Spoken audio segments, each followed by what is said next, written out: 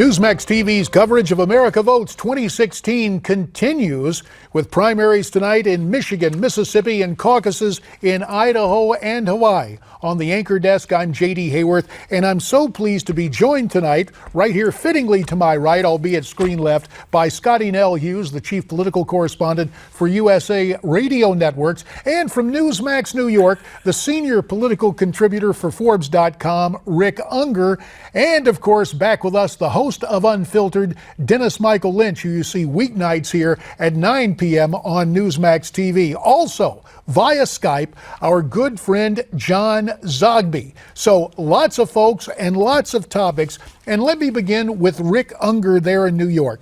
Here's what we're seeing tonight in Michigan. In fact, Scottie, when she sat down, expressed surprise to see that Bernie Sanders is winning by a 52-47 margin. Rick, we'll go to you first on this, and maybe John Zogby will want to get into it. The makeup of the Michigan Democratic Party racially seems to be more balanced than we see in states in the South. Bernie Sanders with success tonight, and of course we should stress not all the votes are in Michigan, but does it portend more difficulties for Hillary in states such as New York and California, Rick Ungar? Well, I'll tell you what, it's more than just as you decide more racially balanced. The other big factor here are the unions. I'm very surprised by what I'm seeing happening in Michigan. We'll see if it holds up. We'll see if it sticks. But a Sanders win in Michigan would, I think, surprise a lot of people. I'm actually more taken by the fact that union voters might be going in his direction than even black voters. It is that union presence in and around the state of Michigan, and obviously in Detroit with the automakers and so much going on in Michigan. John Zogby, we're going to get to you in a second, but since I've got Scottie Nell Hughes right here at the desk, and you have made no secret of your admiration for Donald Trump, 2 victories tonight in very different states, Mississippi and Michigan. Is the Trump train just staying right on track? It was definitely a good night for Mr. Trump. But let me just say something real quick about what Rick Ungar said, because it kind of goes along with it. What you saw this week in Michigan was brought out the fact that NAFTA, that you had Hillary Clinton's husband voted and pushed through NAFTA. At the same time, she pointed out that Bernie Sanders did not agree with the bailout, which cost a couple thousand jobs there in Detroit. So there was definitely, you saw more contention there in Michigan. Same thing happened, I think, with Donald Trump. These people are hurting in the streets of Michigan and in Detroit and Flint. They need jobs. They've heard the story from all these politicians that they were going to change the picture, and nothing has changed in Michigan. And I think that's why you saw the great turnout for Donald Trump. Here's the problem right now. How do you feel if you're Marco Rubio right now? Those numbers right there, he is not having a good night. John Kasich, though, I can't wait to hear his comments when he actually comes out. Well, we will see about that. Let me turn to Dennis Michael Lynch from Newsmax New York. And DML, what Scottie has to say about similarities, and obviously there are some differences in terms of economic outlook between Donald Trump and Bernie Sanders, and yet there is that anti-establishment appeal on both sides of the aisle, is there not? You know, the one thing about Bernie Sanders, I mean, he's a lunatic and he wants to give away everything for free. In fact, I think yesterday he was just saying he was going to give your car away, JD, to somebody in Detroit. But, you know, look, the guy is honest, okay? He's an honest guy. He says what he believes, and I think that's what people like about him. But I want to go back to something I think is far more important, and it goes to Detroit. I was there last year. And when I say I was there, I mean I went into the slums. I went to places where typically, hate to say it, but white people don't go. And I went up to the stoops and I was talking to people. I mean, they were looking at me like I had 2 heads, like, what are you doing here? And I was asking them the question of what it is they needed. And they said, our communities are gone. It's just gone. Look around you. I see a guy like Donald Trump. He's probably like a kid in a candy store when he goes to Detroit because he's a developer. I mean, you go to Detroit, you look like you're in Beirut. It's the worst thing in the world. That guy can turn that city around, I bet you, in just a matter of years. He would have the vision to bring back jobs, to bring back buildings, to get people back to work. And I will tell you this, there is a perception out there that a lot of the people in Detroit, especially in those slums, don't want to work. They want to collect the welfare. I didn't get that. I got people who were down on their luck, who were trying to find work, couldn't find it, and said we'd love nothing more than to find some good jobs. I think Donald Trump's the guy who's going to do it. Let me turn to John Zogby, who has been standing by patiently and listening with interest from his Skype position in Utica, New York. John, you've heard a lot of comments about both sides of the aisle tonight. I'm interested in your take on Bernie Sanders long term based on what we're seeing, and granted, still some more votes have to come in here in Michigan tonight, but also with Donald Trump continuing to find success on the Republican side. Good night for the anti-establishment vote, for starters. But let me go back to Rick Ungar and what he said. Number one, rank and file union members have been defying labor leaders for years. Those are the original Reagan Democrats, if you recall. What labor leader endorsed Ronald Reagan? And yet these were blue-collar, working-class people in the Detroit and Flint areas that were voting in Macomb County, voting for Reagan and for Republicans. I think Bernie Sanders is the anti-establishment candidate. I also think that it was a truth versus authenticity. Very important point during that debate when it came to the bailout vote.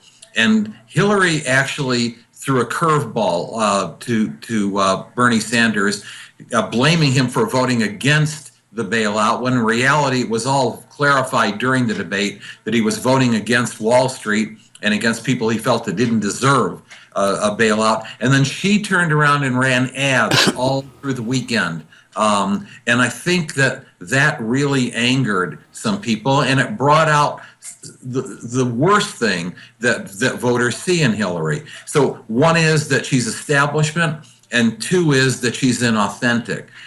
That's on the Democratic side. Very quickly on the Republican side, that's a very big win for Donald Trump. It looks like a good showing for John Kasich. I think enough to earn him the right to go into his own state where he should do well, but he didn't do well tonight as I thought he was going to.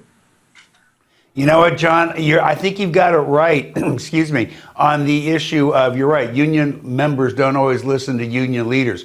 What surprised me just a bit is I do know that union members in Michigan do give Obama, believe it or not, a lot of credit for pushing through that auto bailout. And Hillary has worked so hard to tie herself to Obama. I thought it would pay off. The other issue I do want to say, with respect to what she said about Bernie Sanders and the auto bailout, there's a technicality there, and maybe the people in Michigan figured that out. She was actually right. They were both right. Bernie Sanders did initially vote for the auto bailout. What happened was the actual bank bailout that he voted against was paid out in tranches. One of those tranches included the money, or a chunk of the money, that was going to Detroit for autos. And there was a drive to try and stop that payment that Bernie joined along with. That was what she was talking about. But maybe you're right. Maybe folks in Michigan figured out that she wasn't being totally above board on that. You think maybe that's a problem with Hillary being trusted? Let me turn to a very trustworthy conservative alongside me here, Scottie Nell Hughes. Whatever difficulties Hillary Clinton has, and from our perspective they may be legion, made more difficult tonight in Michigan. We'll wait to see those numbers. You pointed out earlier, and let's bring it back to the Republican side of the aisle, Marco Rubio. We heard reports last night that some of his senior advisors are saying, look, you need to get out if you want to have a political future because things don't look so good for you in your home state. How do you see it? Well, I see it that he cannot take losing his home state next week when we actually come. I mean, it's not just about the 99 delegates, the winner take all, and him being half of what Mr. Trump is right now in his home state. It's about his future. He's young. Now, he said last spring he was not going to run for Senate and president at the same time, even if he lost, JD. So he, in the qualifications here, I think it's May 6th, he could change his mind by, but I think he'll stand by that. But he's still young. He could run for governor. He could run for Senate again. Heck, we could see him again on the campaign trail. He's probably learned a lot of lessons that he will not repeat tonight.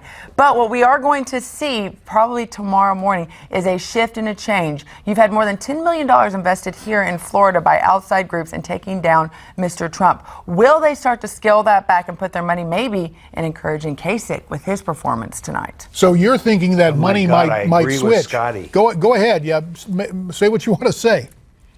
Who was that agreeing with Scottie? I agree with Rick? Scottie Okay, Nell Hughes. How often does that happen? Never. This is history, Rick Unger.